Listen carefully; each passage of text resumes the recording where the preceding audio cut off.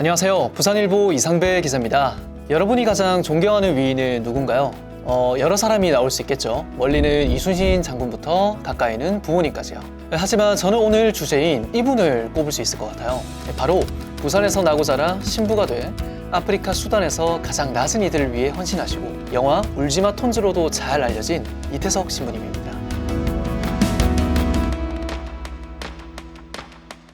이태석 신부님은 1962년 10월 17일 부산광역시 서구 남부민동에서 태어났습니다.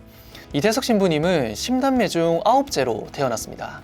어린 시절을 아주 어렵게 보내셨다고 해요. 이태석 신부님이 불과 9살 때 아버지가 돌아가셨고 홀어머니가 삭바느질을 하면서 10남매의 생계를 유지했습니다. 이태석 신부님은 이 어려운 형편에도 학창시절 내내 우수한 성적을 놓치지 않았습니다. 특히 음악에 대한 열정과 능력이 대단했는데요. 중학교 3학년 때는 직접 묵상이라는 성가를 작곡, 작사하기도 할 정도로 뛰어난 재능을 보였습니다.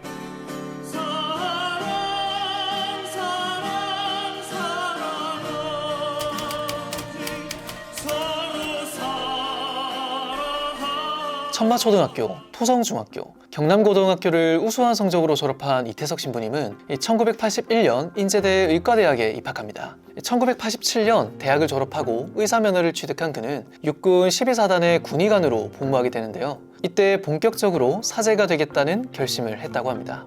그런데 사실 사제가 되어야겠다는 생각을 갑자기 한 건 아니었어요. 이태석 신부님은 어머니를 따라 초등학교 시절 송도 성당을 다녔습니다. 이 어머니는 10남매의 손을 잡고 매주 성당을 다니셨다고 해요. 특히 성당에서 다미안 드 베스테르 신부 일대기를 그린 영화를 보여줬는데 이걸 무척 감명 깊게 봤다고 해요. 다미안 신부는 하와이 몰로다이 섬에 있는 한세린 마을에서 평생 헌신한 분입니다. 실은 이태석 신부님이 그냥 신부가 되고 의사가 된 건 아니었거든요. 어렸을 때 만났던 두 분의 영향이 굉장히 컸습니다. 한 분은 소알로쇼 신부님이시라고 미국에서 한국으로 57년에 넘어오셔서 한참 한국전쟁 이후에 부산의 고아들, 가난한 이들, 버림받은 이들, 그들 돌봐주는 신부님의 모습을 어릴 적 보았던 거죠.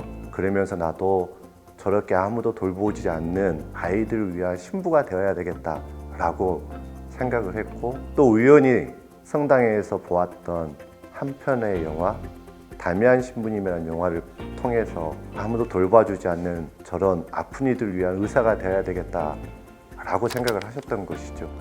이태석 신부님은 전역 직후인 1991년 29살이라는 다소 늦은 나이에 청소년 전문 가톨릭 교육 수도회인 살레시오 수도회에 입회했습니다.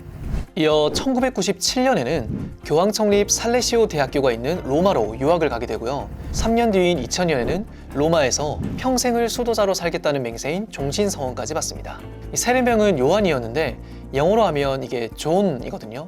이태석 신부님의 성인 이씨를 붙여 말하면 존 리가 되잖아요. 이걸 수단 아이들이 부르다 보니 쫄리라고 불러서 나중에는 별명이 쫄리 신부님이 됐다고 해요.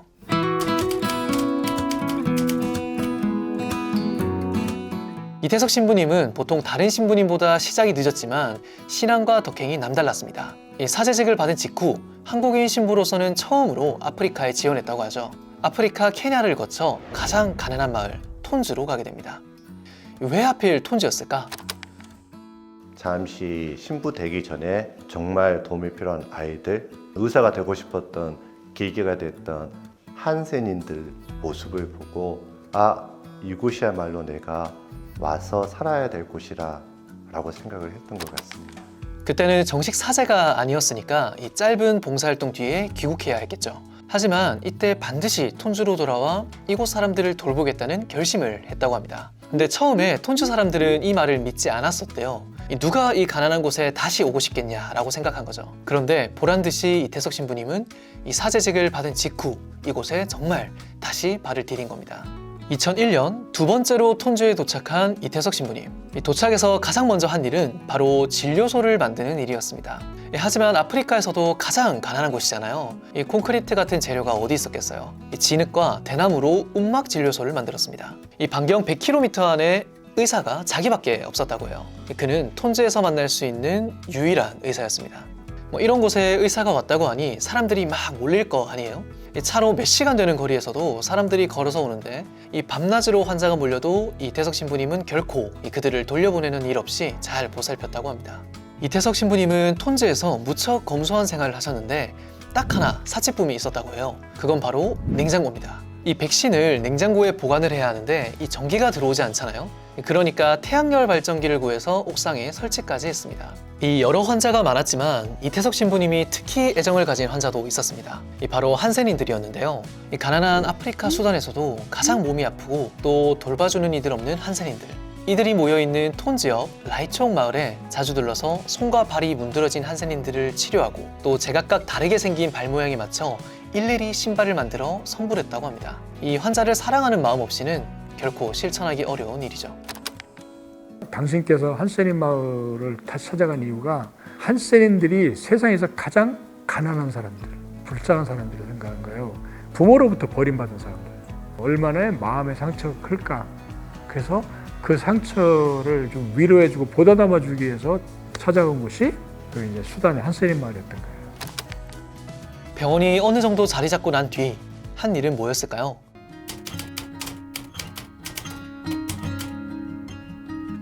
이 이태석 신부님은 사제 자격으로 선교 활동을 위해 가신 거잖아요. 이 병원이야 뭐 이곳 사람들이 당장 죽어나가고 있으니 그렇다 쳐도 선교를 위해서는 교회를 세워야겠죠. 하지만 이태석 신부님은 교회 대신 빈터에 학교를 세우기 시작합니다. 이 전쟁으로 폐허가 된 곳에서 주민들과 함께 학교를 세운 거예요. 왜 그랬을까요? 이태석 신부님은 스스로 물으면서 그 답을 찾았습니다.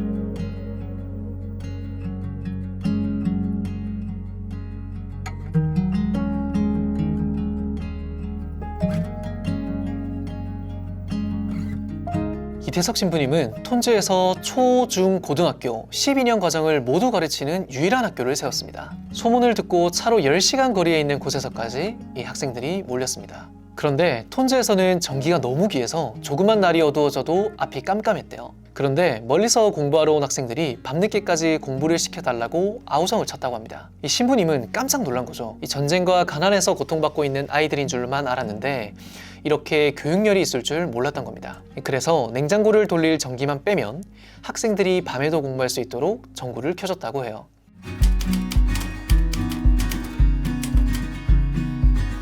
이태석 신부님 하면 음악을 또 빼놓을 수 없는데요. 아까 어릴 때부터 음악에 대한 재능과 열정이 남달랐다고 말씀드렸죠. 이 신부님은 전쟁과 가난을 겪고 있는 톤즈 아이들에게 기쁨과 희망을 주기 위해 악기를 가르치기 시작했습니다. 그런데 악기를 가르칠 선생님을 구할 수가 없었을 거 아니에요. 이걸 어떻게 해결했을까요? 놀랍게도 신부님은 독학으로 악기를 배워 아이들을 가르칩니다. 이 악보까지 직접 만들어 후원받은 악기를 아이들에게 주고 가르쳐요. 이렇게 악기를 배우는 아이들이 하나 둘 늘어가다 결국 35명을 모아 악단을 만들기에 이릅니다. 바로 남수단 최초의 악단 브라스 밴드입니다. 한국에서 단복까지 후원을 받아 아이들에게 입히자 정말 그럴듯한 악단이 탄생했어요. 이 브라스 밴드는 2005년에 만들어졌는데 불과 1년 만에 수단 정부 행사에 초청받을 정도로 인기가 많았다고 합니다. 이렇게 활발히 수단에서 봉사활동을 펼치던 이태석 신부님에게 안타깝고 충격적인 소식이 찾아옵니다.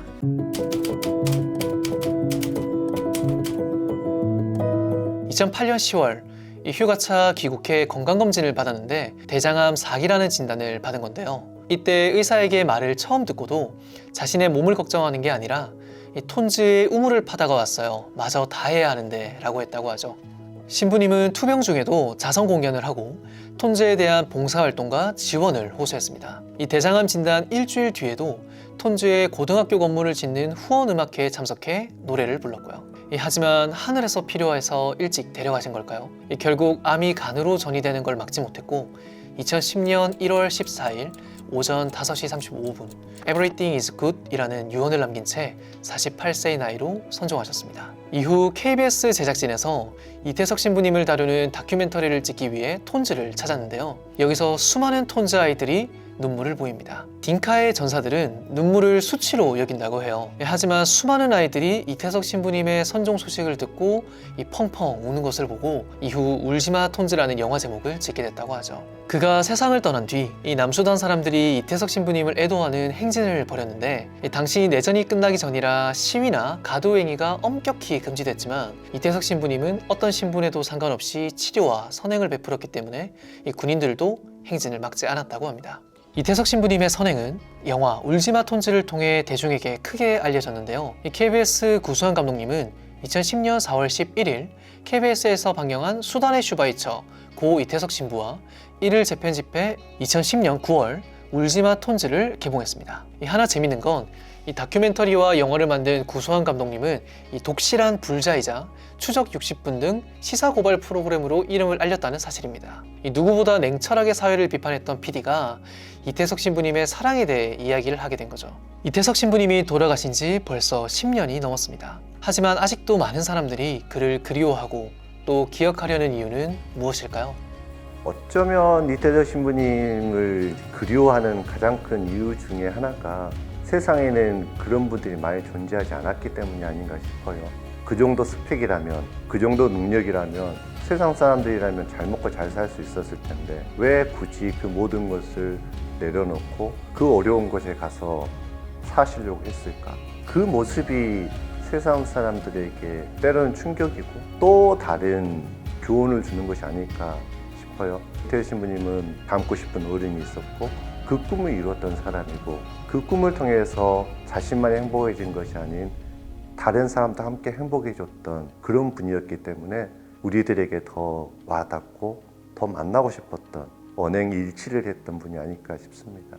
그분은 떠났지만 이제 그분이 남긴 우리에게 준 선물이라는 게 뭐냐면은 그 행복하게 살아가는 비법이라고 말씀드렸는데 그걸 이제 알려준 거죠. 이제 존경받고 행복하게 살아가는 방법을 알려주는 그런 교과서라고 그랬잖아요. 그게 아마 우리 삶 속에서 굉장히 중요하지 않나.